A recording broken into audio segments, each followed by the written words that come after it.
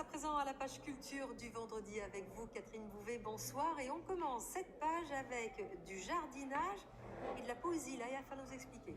Oui, Sandrine, c'est le printemps demain, et du moins sur le calendrier. Et à Saint-Médard, on a prévu de le célébrer. Le Carré Colonne est solidaire, bien sûr, avec les nombreuses mobilisations actuelles pour demander la réouverture des lieux culturels. En attendant des jours meilleurs, ici on célèbre le printemps entre jardinage et semi-poétique. Vous allez comprendre, Sandrine, les images sont signées Christelle.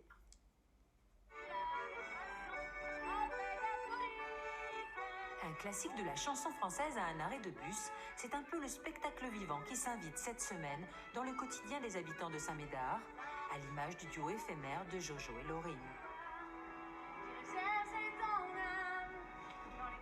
Le musicien et la comédienne participent au semis de printemps proposé par la scène nationale Carré Colonne, alors que les spectacles sont à l'arrêt.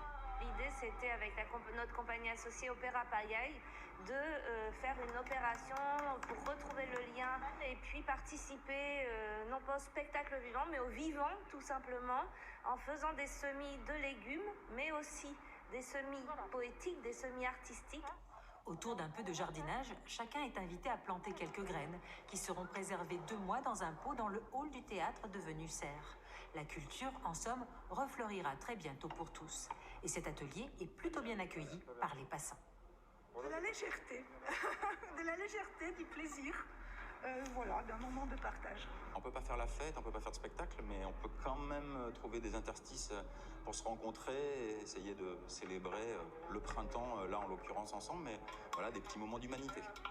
Dans un autre quartier, un poète, un musicien au pied d'un immeuble déclame des vers. Des mots qui parleraient d'amour. Des semis de vie, des semis d'envie, de partage, disséminés par 6 artistes dans la ville.